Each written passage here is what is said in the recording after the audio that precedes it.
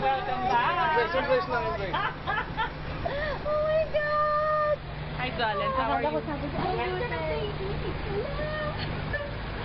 Welcome back. Welcome back. Thank you. Nakita ko nga yung script eh. Welcome po. Welcome po talaga. Jolens, maligayang pagbabalik ka. I'm so happy!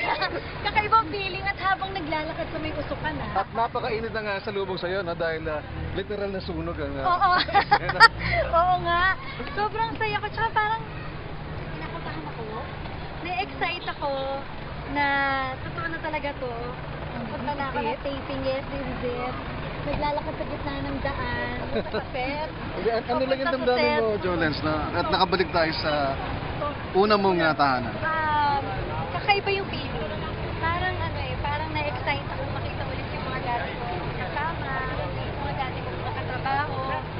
And yung excitement ko parang may kaba na, pero more on excitement ha. Kasi niready ko talaga yung sarili ko para sa Tita Linggit. Nung kausap ko pa sa Tita Linggit talagang na-excite na talaga. Hindi ka makapaniwala. Hindi ako makapaniwala. At hanggang ngayon, parang hindi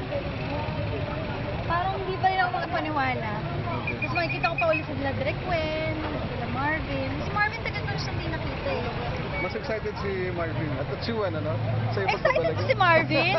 Kailangan ko din makita na na-excite siya. Oh, pero mas dapat mo paghandaan si Direk Gwen dahil iba na yung Jolina Magdangal dito. At saka, Iba na.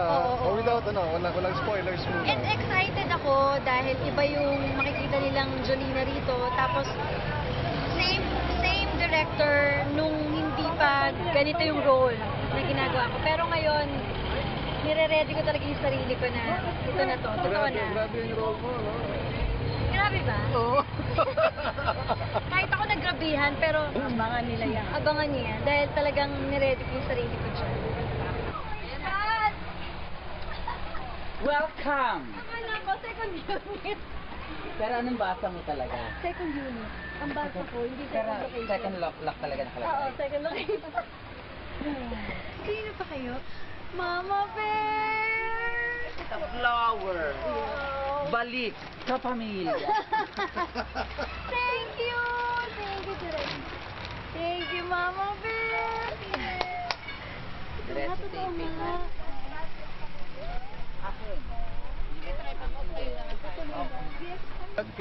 Kinakabahan na daw siya sa Bakit? papagawa mo. Kakaiba eh. Wala, mamaya papasok lang siya doon sa nasusunog na ano.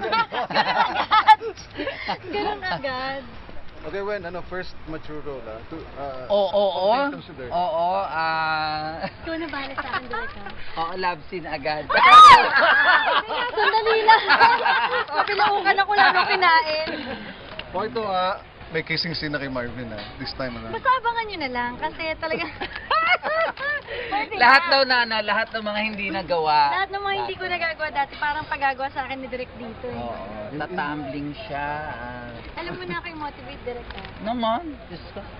Pero hindi na yon.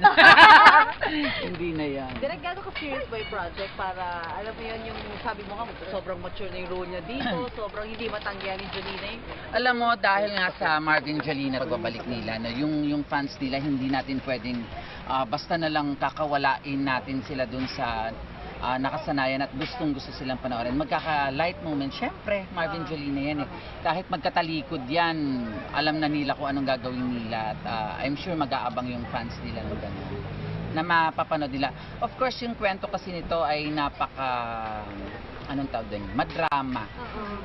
Madrama siya dahil for the first time yung role niya na hindi ko pa pwede munang sabihin kung anong yon ay first time niyang gagawin. At hindi niya matanggihan. Yung pagbabalik niya dito sa amin sa kapamilya ay alam ko isang malaking factor yung pagkaka-offer ng role. Hindi niya matanggihan yung maganda kasi talaga yung role niya. And this time, First time ko siya talaga gagawin. And hinanda ko na yung sarili ko. Nakailang beses akong basa ng script. Tapos talagang iba yung gagawin ko rin. Pero wala kang limitation. Sa ngayon, hindi ko pa nakikitaan ng limitation. Ano ba Kasi nabasa naman niya yung script doon pa lang at saka TV tayo di ba? Oo. Hindi naman tayo pwede magpakita ng hindi ka nais-nais sa publiko at hindi alam nating may guidelines naman din tayo na binibigay ng MTRCB. So, ang sigurong pwedeng asahan natin dito ay yung kakaibang pwedeng pagdadramang gagawin nila bilang mga mga nanay-tatay na din sa tunay na buhay. Makikita nila dito yan.